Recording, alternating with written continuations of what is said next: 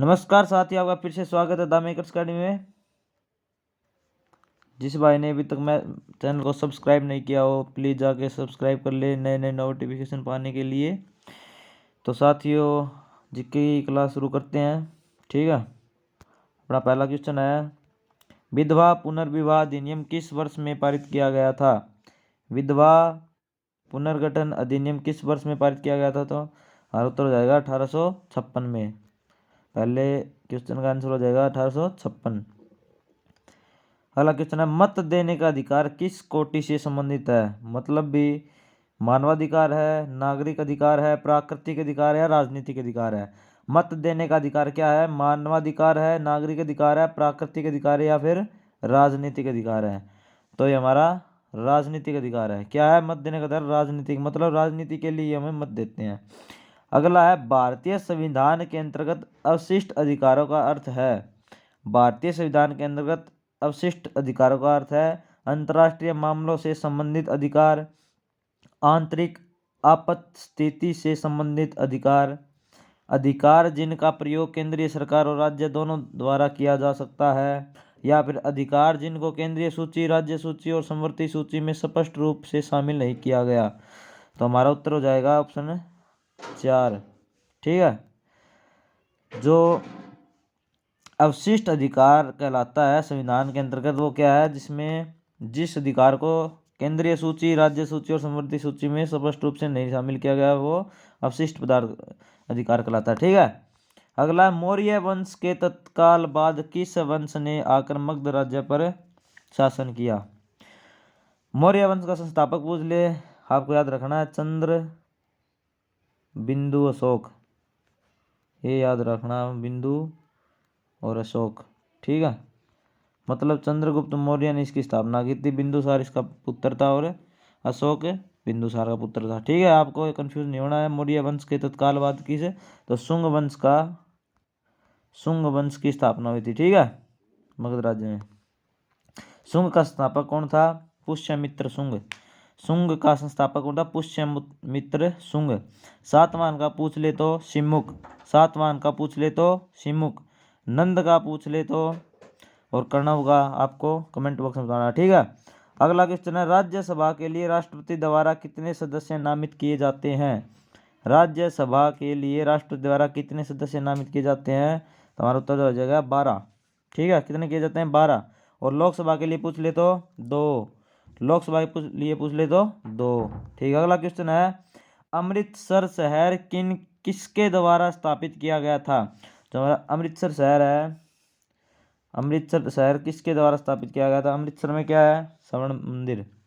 ठीक है, अमृतसर में क्या है? स्वर्ण मंदिर। तो हमारे गुरु रामदास, इन्होंने गुरु रामदास जी के द्वारा किया गया है। ठीक है, गुरु रामदास जी के द्वारा।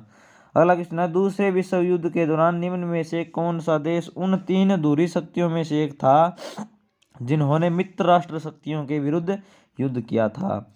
ऑप्शन है जर्मनी, इटली, जापान और चीन। तो हमारा उत्तर हो जाएगा चीन, चमगादड़ चीन। ठीक है, अगला क्वेश्चन है, प्रायद्वीपीय भारत में उच्चतम पर्वत चोटी कौन सी है? मतलब सबसे ऊंची चोटी प्रायद्वीपीय भारत क्या है? जो 3 ओर से पानी से घिरा हुआ है। ठीक है, 3 ओर से पानी से घिरा हुआ है, तो उसकी सबसे ऊंची चोटी है अन्नाईमुडी। ठीक है, क्या है? अन्नाईमुडी। अगला क्वेश्चन है, यूरोप की सबसे लंबी नदी है? यूरोप की सबसे लंबी नदी पूछी गई है, तो वोल्गा। यूरोप की सबसे लंबी नदी है वोल्गा।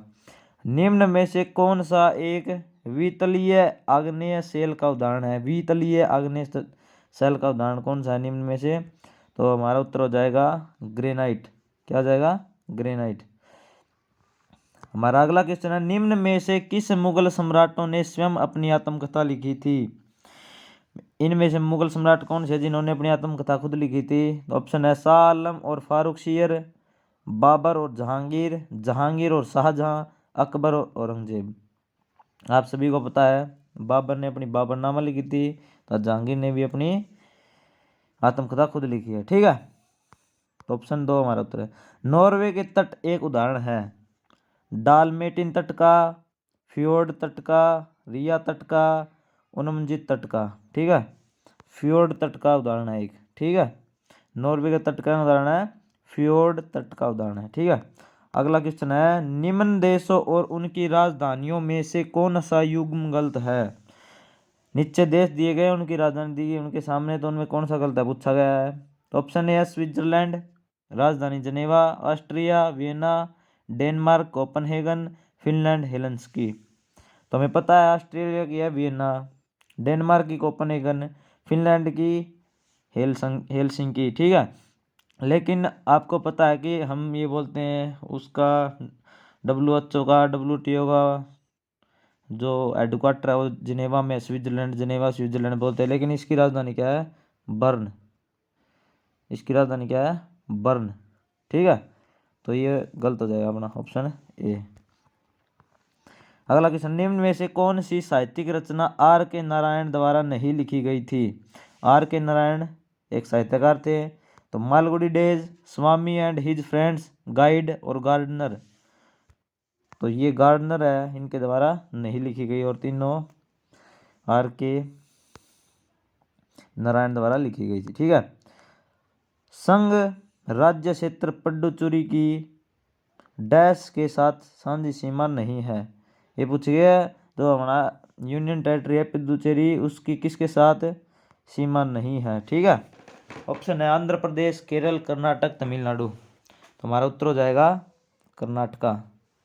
ठीक है, कर्नाटक की राजधानी क्या है, चलो इन चारों की राजधानी बताओ आप। केरल की तिरुवनंतपुरम, तमिलनाडु की चेन्नई, आंध्र प्रदेश की अमरावती और कर्नाटक की बेंगलुरु। रोलट एक्ट 1919 किसके काल में लागू किया गया था। ठीक है, क्वेश्चन पूछा गया रोलट एक्ट 1919 किसके काल में लागू किया गया था। ऑप्शन है Lord Chelmsford, Lord William, Lord Minto और लॉर्ड बेंटिक। तो लॉर्ड चैम्सफोर्ड, आपको पता है 1919 में जलियांवाला बाग हत्याकांड हुआ था, उस टाइम कौन थे। और एक अपना वो आता है चैम्सफोर्ड और मॉन्टेग्यू 1919 का सुधार। ठीक है, तो उस टाइम चैम्सफोर्ड था लॉर्ड। ठीक है, 1919 में। अगला क्वेश्चन है स्वर्ण मुख्यतः संबंधित होता है, जो सोना है वो किससे संबंधित है, मतलब सोने का जो रेट है गोल्ड का वो कहाँ तय किया जाता है, क्या कुछ होता है। ठीक है, तो ऑप्शन है स्थानीय बाजार से, राष्ट्रीय बाजार से, अंतर्राष्ट्रीय बाजार से, पारदेशी बाजार से। तो इसका उत्तर हो जाएगा अंतर्राष्ट्रीय बाजार से। हमारे जो सोने की कीमत में उतार चढ़ाव आता है ना, वो किसकी वजह से आता है, लंदन। लंदन में इसका जो रेट है वो पता चलता है। ठीक है, भारत की संविधान सभा किसके कहने पर बनाई गई थी। वेवल प्लान, क्रिप्स मिशन, अगस्त ऑफर और कैबिनेट मिशन। तो आपको सभी को पता है संविधान का जिक्र है तो कैबिनेट मिशन के कहने पे ही बनाई गई थी। अगला क्वेश्चन है एशिया की सबसे बड़ी नदी कौन सी है। पीछे पूछी थी यूरोप की वोल्गा, अब पूछ रखी है एशिया की। एशिया की हो जाएगी चीन वाली यांग तजे, यांग तजे। ठीक है, अगला है किसने कहा था सत्य परम तत्व है और वह ईश्वर है। ऑप्शन है स्वामी विवेकानंद, रविंद्रनाथ टैगोर, मोहनदास करमचंद गांधी और राधा कृष्णन। तो ये हमारे गांधी जी ने कहा था कि सत्य परम तत्व है और वह ईश्वर है। ठीक है, कुचिपुड़ी नृत्य शैली का उद्गम हुआ था। जो कुचिपुड़ी है वो कहाँ का लोक वो नृत्य है, वह आंध्र प्रदेश का। कुचिपुड़ी कहाँ का है, आंध्र प्रदेश का। तमिलनाडु का क्या है भरतनाट्यम, केरला क्या है कथकली और मोहिनीअट्टम, उत्तर प्रदेश का क्या है कथक। ठीक है दोस्तों, तो दोस्तों ये थी हमारी जीके की वीडियो। अगर आपको अच्छी लगी हो तो द मेकर्स अकेडमी को सब्सक्राइब कीजिए, लाइक कीजिए, शेयर कीजिए। ठीक है, टेलीग्राम चैनल है उसको ज्वाइन कीजिए। धन्यवाद साथियों।